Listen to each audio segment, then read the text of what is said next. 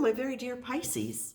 So I hadn't planned on doing Pisces today because I'd try to spread everything out a little bit, but this image came for you, so I'm doing it. You're standing there, and you're standing there erect, almost as though you are an image that has been placed over the top of a picture of a volcano that is about to erupt. And there's flames, and it's quite dramatic and very beautiful. And you're standing there at the top of this volcano, at the mouth of this volcano, superimposed over it. And you're standing there with a smile on your face. You are not getting burnt. You are not in any danger whatsoever. It's almost as though you are the goddess of this volcano. Now, the feeling that I'm getting with this, again, as I say, it's that quality of you being a goddess of the volcano. What does the volcano represent? I wasn't sure until I started asking questions. And what it seems to me, as I'm talking about this with you, is that it is really referring to the core of Mother Earth.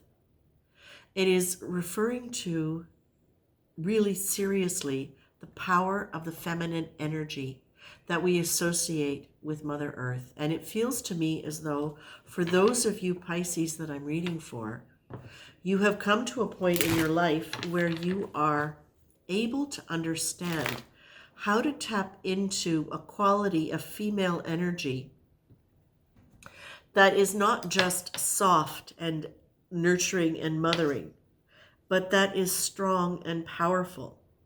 And I feel as though for some of you, it has been a process of learning how to embrace your own femininity because of not necessarily having, how can I put this? I feel it goes back to mother because I got the childhood prayers card, and that talks really about the feminine gender and the maternal. So I feel for a lot of you Pisces, there has been a quality of not really understanding just how powerful and strong many of the women in your lives have been.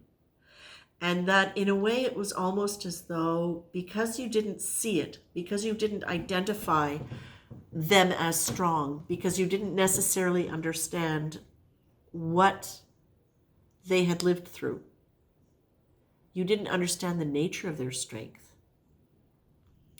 and their power, that you, because you didn't see that, it's almost as though you were unsure of it even being possible in you. And so therefore, Pisces, I feel like many of you, you're supposed to be a very, very soft, loving sign. You are a feminine sign, but I feel as though many of you, not having really owned the power of the feminine, the full true range of the power of the feminine, were somewhat inhibited in how you lived your life and the power that you allowed yourself to see and feel and use. Now I feel, seeing you standing there at the volcano with this sense of, what's the expression is, it's not just contentment, it's like, I've arrived, I'm here, I get it. And there's that sense of owning and containment and confidence and comfort in your power. Now for some of you, for many of you, it's going to exist within the realm of creativity. And I feel like a lot of what you will be exploring within this is how to let those other sides of you come up. The sides of you that are linked to this new identity of female, to this new understanding of female. It's almost as though, it's almost as though the way you have applied the feminine energy and your concept of the feminine has been very, not limited, but constrained in some ways. It's there, but it's only through this channel or through that channel or through that. Now it feels to me as though you are embracing it like this as something that is universal and cosmic, and therefore something that is influencing you on every level and in every dimension, but influencing you in the way that you are embracing it and incorporating it. It feels to me, I'm getting shivers as I say this, and it's not the fever. I feel as though you have created a whole new structure within which you can contextualize yourself, your gifts, your abilities, your power. And that you have now developed this ability to be really kind in a way that is not soft and mushy and giving over, but that sense of kindness that is gentle, that does not need to be right, unless of course it's a serious issue, and but that you're able to just allow a situation, you allow your kindness to lead you in what's essential and what's important. Within that, you've got this quality of, again, you may not always be right. It's understanding that you can choose to just be kind, because you no longer have this need to feel, to know that what you believe to be true is absolutely right. You're open to possibility, which allows you to be calm. And as you're allowing yourself to be calmer, the nature of your creativity gets to morph into different ways. And remember, creativity, it's not just producing something, art in the form of paintings or sculpture or music or literature. Creativity is the way you live.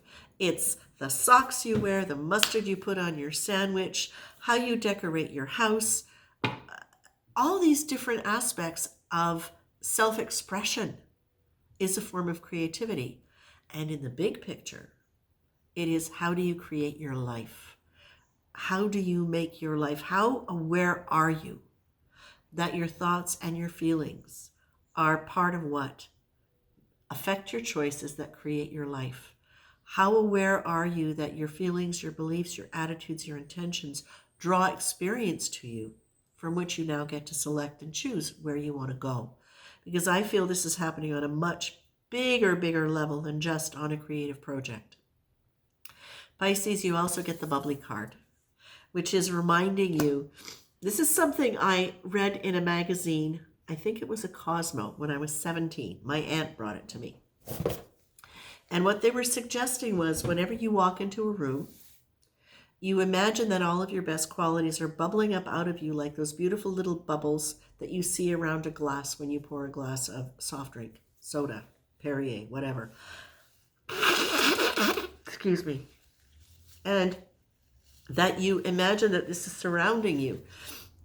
And so I take this, and I thought that was a really powerful thing for a really shy kid at the age of, 16, to have. And so I expanded that, and I said, well, what about if it wasn't just all of your good qualities, but the ones that you don't know are there either, the ones you haven't identified? What if it's not just when you walk into a room, but what about if it's when you imagine making a phone call? And of course, as I studied energy medicine later on, what you're really doing is you're using your intention to change your energy field into something that is welcoming and positive. So this, I feel, goes along very cohesively with the idea of the creativity and the creating a new structure for yourself. The central cards, this is important, the central cards around the energy you're being asked to engage is kindness, forgiveness, and calm focus. So if any of the collective are finding that you are in a situation where you are in any way struggling with getting into flow, that's the energy you're being asked to really consider. And in this context, forgiveness is about hold no grudges. Whatever blame you wish to project onto others or yourself, and whatever resentment seems justified, give it up. Let everyone, including you, be blameless. Name the offense, and then decide it's not worth it for today, except that you might not be right in your perception. So again, it's that expansiveness. It's choosing to lead with kindness instead of having to be right.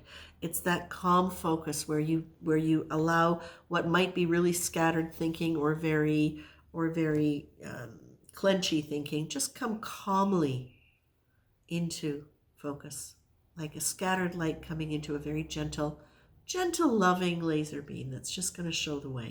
Okay?